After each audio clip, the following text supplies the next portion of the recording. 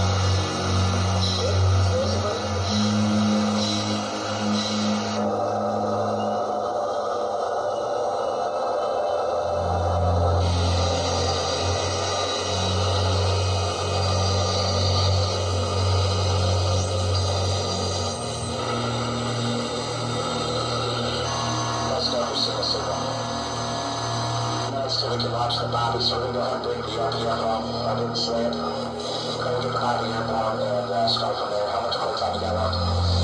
That's it. I'd like to get Aces 2-1 out to the airspace. Copy.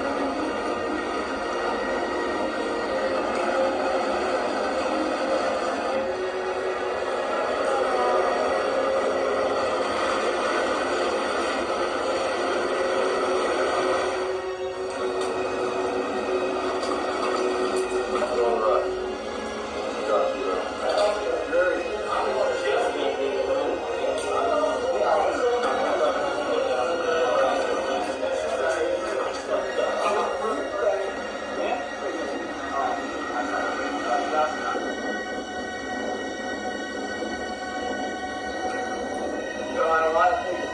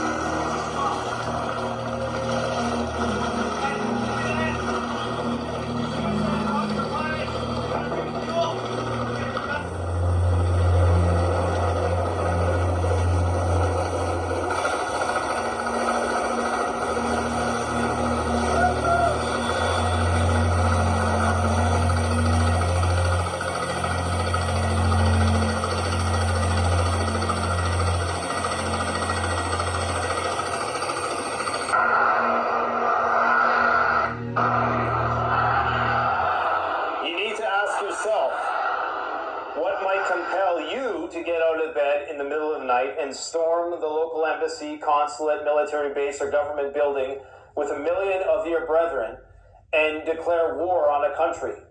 You have to really ask yourself that question, because that's exactly what has happened in the last few hours. In the middle of the night, millions of Muslims got out of bed and they decided that it is time to go and demand that their governments declare war on Israel. They are storming the embassies, they are storming the consulates. I would not be surprised if we've seen a mass expulsion of diplomats and egress of the embassies and consulates, and possibly a withdrawal of U.S. military forces from numerous countries as a result of what has happened in the last 24 hours. This really is a watershed moment. This really is a red line. It's a critical mass. They crossed the line. We're going to talk about the implications of the tragic events of the past 24 hours that just 24 hours ago I warned people was going to happen.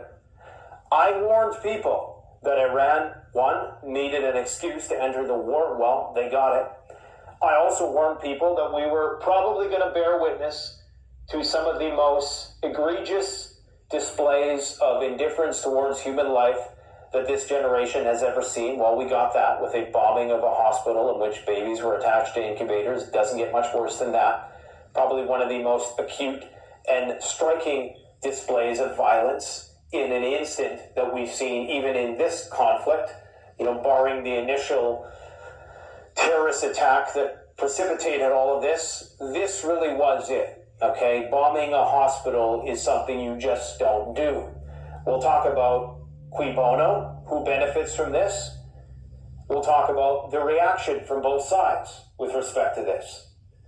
But the other thing I warned was there was a reason why Russia wore the velvet glove in their prosecution of their special military operation. And it is because of this very thing. You can act with impunity for so long. You can show no empathy for your adversary for so long. And this will work when you're the dominant force, when you're fighting a subordinate group who doesn't have the manpower, who relies on guerrilla tactics and asymmetrical warfare. You can get away with a lot, but eventually you cross a line and the tables turn. We are seeing an outpouring of support for the Palestinian cause, the likes of which we've never seen before. And it is going to cause massive civil unrest and disarray. We are seeing politicians today come and speak out that I never thought in a million years would even utter any sort of resistance to that narrative at all. And they are. And that is different. We're living in unprecedented times, and nothing characterizes that more than the events of the last 24 hours. People need to understand how monumental what has just happened. This is huge. Now, there's a lot of division over who caused it, who done it. My own eyes, and based on the context here, before we get into whatever sort of sophistry and misinformation is being pumped out on either side, understand that this area was being bombed heavily, okay? Hundreds, thousands of bombs had dropped on this general region in the north already. So, reactively, reflexively, people would say, well, this was Israel who did this. The size of the explosion, not something that Hamas typically had in their arsenal unless they got something sent to them by Hezbollah. The size of the explosion was indicative of it. The fact that they were telling hospitals to evacuate prior to this, there was an official statement calling on hospitals that they needed to evacuate the north. They said they couldn't. There's explicit video showing doctors saying we can't evacuate because we have people who rely on ICU. They can't be transported, okay? So there's that to the argument of the one side. To the other side, we have to ask cui bono, because this is completely unstrategic from the perspective of trying to win the PR war. This is terrible. This looks very bad. And Russia knew this. This is why they were so delicate. And say what you want. Yes, there's been a lot of civilians that have died at the hands of Russia. I'm not saying that. They've committed atrocities as well. I'm not saying they haven't. But they've been a bit more measured. They've been a bit more careful. You can't just be this indiscriminate and haphazard with your wielding of that kind of power. It will backfire. And that it is.